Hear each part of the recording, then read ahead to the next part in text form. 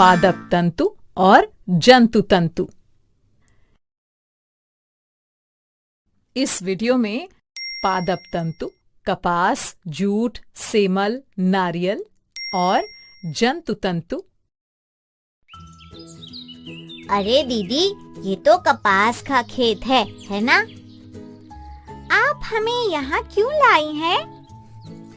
मैंने बताया था ना कि कल हम बाहर चलेंगे और तंतु तथा वस्त्र के बारे में बात करेंगे। ओह, तो हम इसके बारे में बात करेंगे। हाँ, लेकिन पहले बताओ कि तंतु हमें किन स्रोतों से मिलते हैं? पेड़ पौधों से और जंतुओं से। शाबाश। चलो तो पहले उन तंतुओं से शुरू करते हैं जो हमें पेड़ पौधों से मिलते हैं। कपास।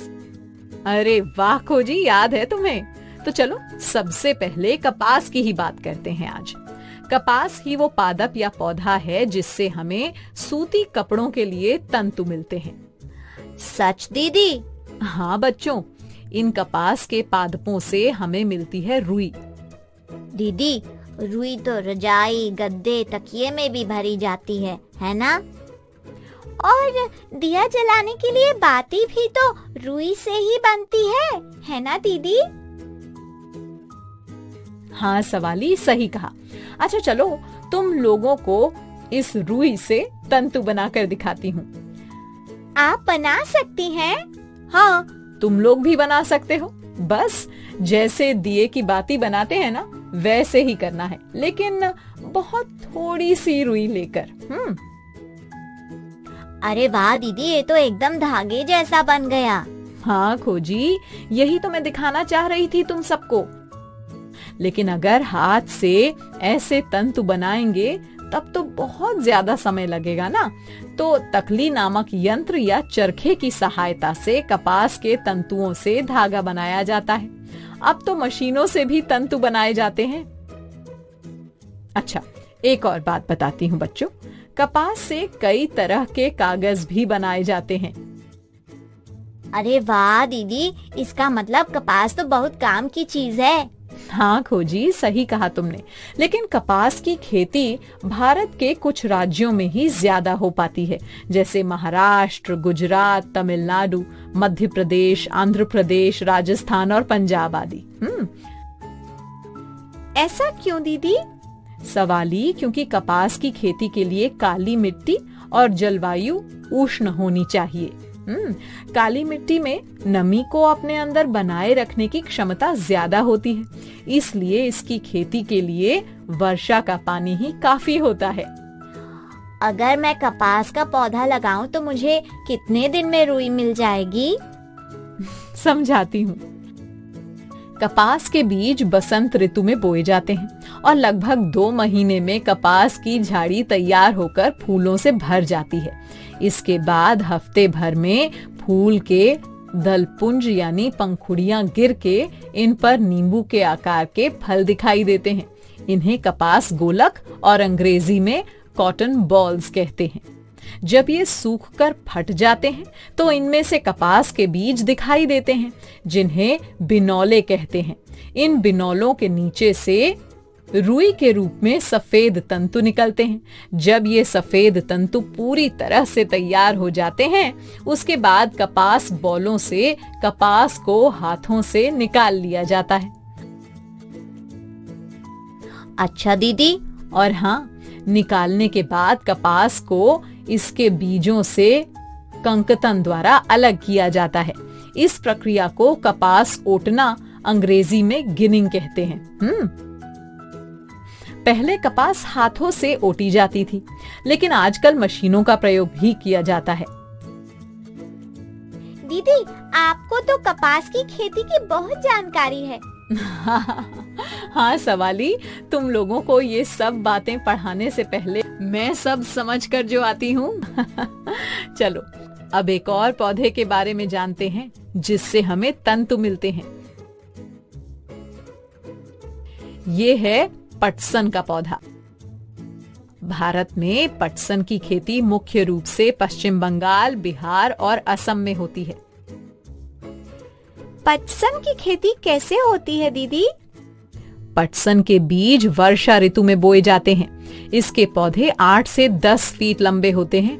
जब इसके पौधे पर फूल आते हैं तो पौधों को काटकर उनके तनों को बंडलों में बांधकर 4 से 5 दिन के लिए पानी में डालकर छोड़ दिया जाता है।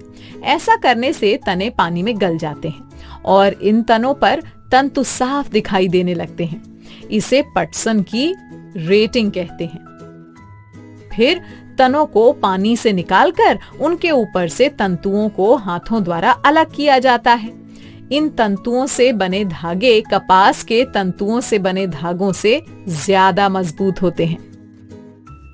बच्चों, जूट से रस्सी, डलिया, बोरा, टाट पट्टी आदि बनाए जाते हैं। दीदी, बोरे में गेहूं और चावल डालते हैं ना? हाँ खोजी। चलो अब एक और पौधे के बारे में जानते हैं। वो जो पेड़ है ना, वो सेमल है। इससे भी कपास की तरह ही तंतु मिलते हैं। सेमल के पौधे के फूल झड़ जाने के बाद जब कोए पक जाते हैं तब उनसे रुई जैसे तंतु निकल आते हैं। ये बहुत चमकीले होते हैं, लेकिन रुई की तरह इनको ऐंठ कर धागा नहीं बनाया जा सकता। इनसे चटाई और बिछौने बनाए जाते हैं। अरे वाह दीदी। तो बच्चों, चौथा पौधा जिससे हमें रेशे मिलते हैं उसका नाम है फ्लैक्स। हालांकि इस पौधे की खेती भारत में कम होती है। ये पौधे 2 से 3 फीट लंबे होते हैं और इनके तनों से मिलने वाले रेशों यानी तंतुओं से मोटे कपड़े, डोरी, रस्सी और टाट बनाए जाते हैं। दीदी, ये सब पौधे तो बहुत काम के हैं। हाँ सवाली, एक पादप और है नारियल का पेड़। जब इसके नारियल सूख जाते हैं तो उनके ऊपर के रेशों को गद्दे आदि में डाला जाता है। इन्हें कॉयर भी कहते हैं। इनसे रस्सी भी बनाई जाती है। तो बच्चों, ये थे वो पादप जिनसे पादप तंतु मिलते हैं। दीदी, आप बता रही थी कि जंतुओं से भी तंतु मिलते हैं। हाँ सवाली, जंतुओं में हमें ऊन और रेशम के तंतु मिलते हैं। बच्चों, ऊन बनाने के लिए भेड़, बकरी, खरगोश, ऊंट, याक आदि के बालों को तंतुओं के रूप में इस्तेमाल किया जाता है। और रेशमी तंतु रेशम कीट से मिलता है। चलो, आज तो बहुत बातें हो गईं पादप और जंतुओं से मिलने वाले तंतुओं की। अब मेरे कुछ सवालों के उत्तर दो जल्दी से। हाँ दीदी। अगर कपास को इसके बीजों से अलग न किया जाए यानी कंकतन न किया जाए तो क्या होगा? दीदी, फिर तो उसके बीज तंतु बनाते समय बीच में आएंगे ना? अरे वाह सवाली, बिल्कुल सही जवाब दिया तुमने। अच्छा बताओ, जूट के पौधों को पानी में डुबाकर न रखा जाए तो? तो क्या होगा दीदी? अगर जूट के पौधों को पानी में डुबाकर न रखा जाए तो इसके रेशे अलग नहीं होंगे। याद रखना ये बात, ठीक? तो चलो, अब तुम सब संपर्क भैया से मिलो। मैं आया आया आया आया आया।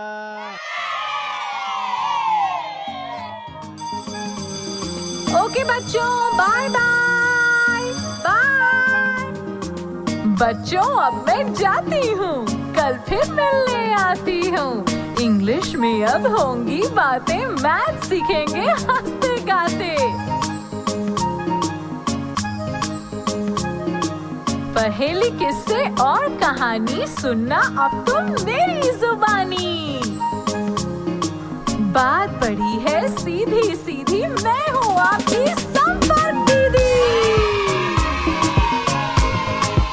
संपर्क फाउंडेशन।